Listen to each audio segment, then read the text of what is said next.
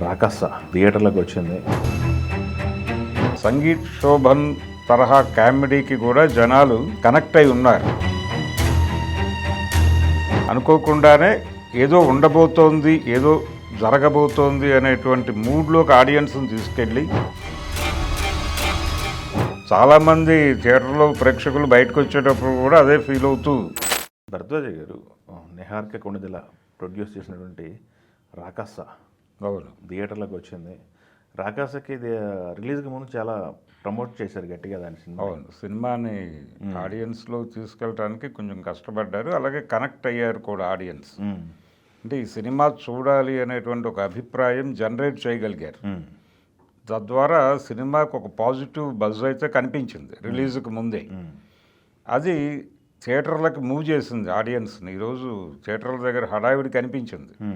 సంగీత్ శోభన్ తరహా కామెడీకి కూడా జనాలు కనెక్ట్ అయి ఉన్నారు.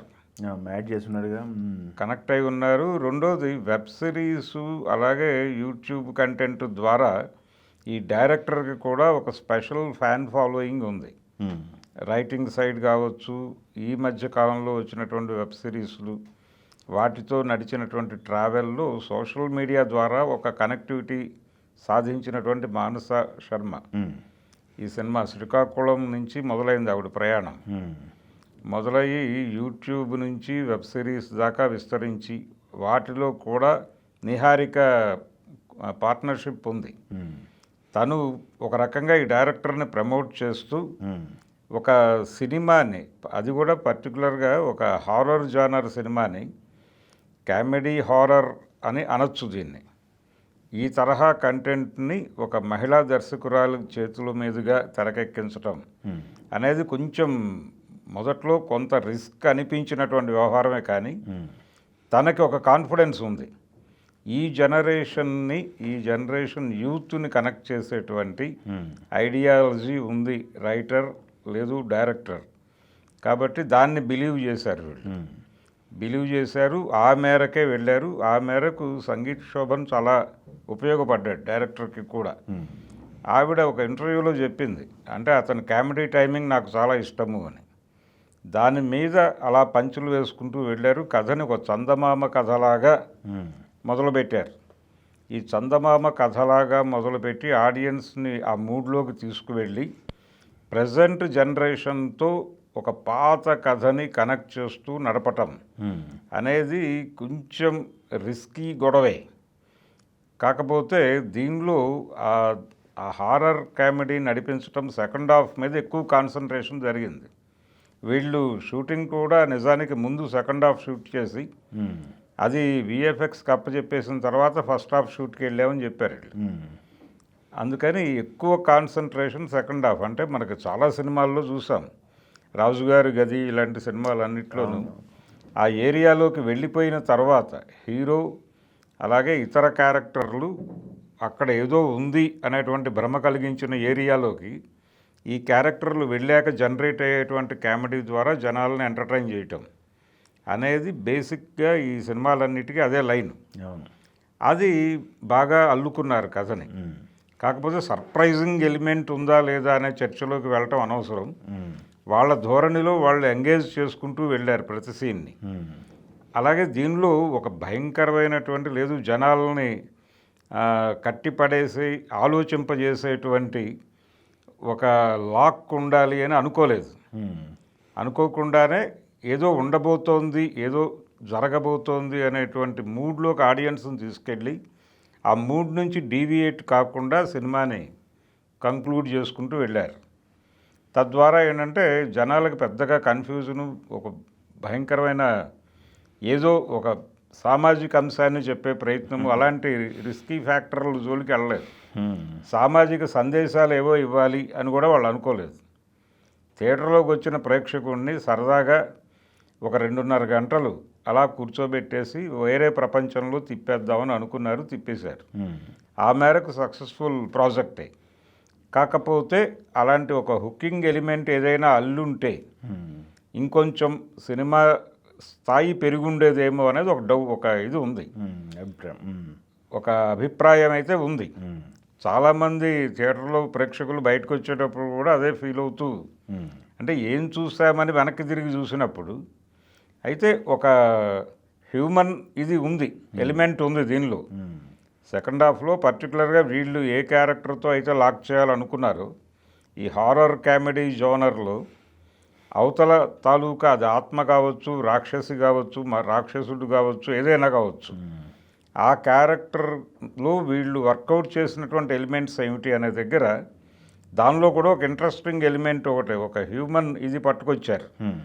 పట్టుకురావడం ద్వారా కొంత ఇంట్రెస్ట్ క్రియేట్ చేశారు. ఆ క్యారెక్టర్కి ఏదో ఉంది, దానికి కూడా ఒక నేపథ్యం ఉంది అనే అభిప్రాయం ప్రేక్షకులకు కలిగించారు. అంతవరకు సక్సెస్ఫుల్గానే నడిపారు. ఎక్కువ రిస్క్ చేయాలి అని అనుకోలేదు. కారణం ఏంటంటే టోటల్గా యూత్ నడిపినటువంటి సినిమా ఇది. వాళ్ళు వాళ్ళ ధోరణిలో ఆ జనరేషన్ యూత్ని పట్టుకోవడానికి సినిమాని ఎలా నడపాలో అలా నడిపారు అంతే. ఓకే, అంతకుమించి పెద్దగా రిస్కులు చేయాలి, ఏదో సందేశాలు ఇవ్వాలి, ఇలాంటి ప్రోగ్రాం పెట్టుకోలేదు.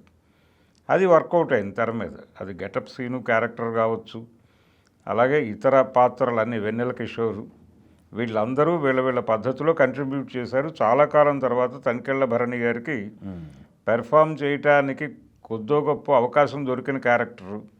అలాగే ఆశీష్ విద్యార్థి ఉన్నాడు ఈ సినిమాలో చాలా కాలం తర్వాత, అవును, ఊరి పెద్దగా. అలాగే బ్రహ్మాజీ చాలా వరకు ఎంటర్టైన్ చేయగలిగాడు ఆ క్యారెక్టర్ ద్వారా.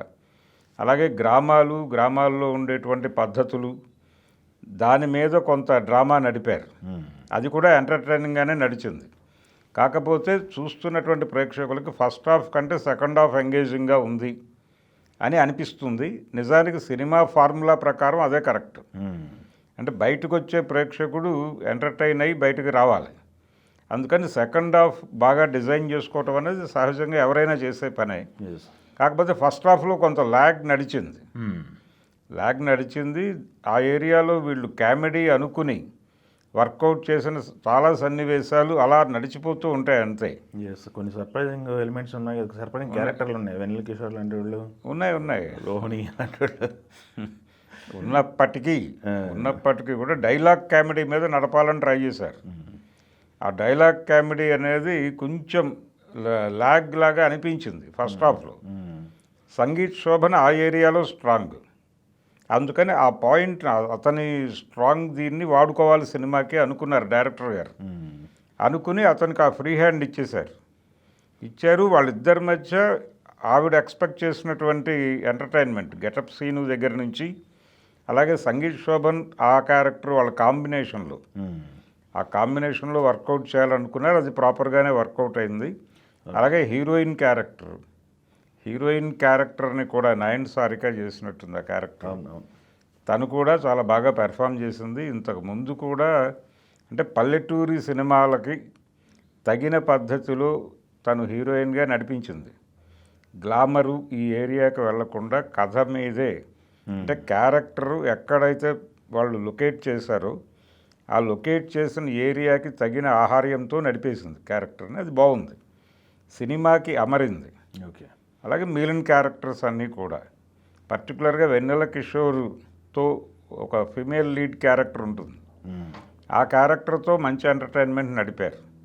అలాగే స్వార్థం అనేది ప్రస్తుతం ప్రజల్లో ఉన్నటువంటి ఒక ఫైనాన్షియల్ గందరగోళం. దాని నుంచి మనం చాలా చోట్ల చూస్తూ ఉంటాం. ఎక్కడో మారుమూల గుడి ఉంటుంది, ఎవరు పట్టించుకోరు దాన్ని. ఎవరన్నా ఉన్నారా అని ఇక్కడ అని చెప్పి లోపలికి వెళ్ళి చూస్తే చాలామంది తవ్వుతూ కనిపిస్తారు. మనకి కృష్ణానది ఒడ్డున అక్కడ ఈ నదీ పరివాహక ప్రాంతాల్లో ఉన్న పురాతన దేవాలయాల్లోకి వెళితే రహస్యంగా తవ్వకాలు జరుగుతూ ఉంటాయి అక్కడ. ఇలాంటి కల్చర్ ఒకటి జనాల్లోకి అడాప్ట్ అయిపోయింది, పర్టికులర్గా రూరల్ ఏరియాలో. దాని మీద కొంత ఎంటర్టైన్మెంట్ నడిపే ప్రయత్నం చేశారు డైరెక్టర్ గారు.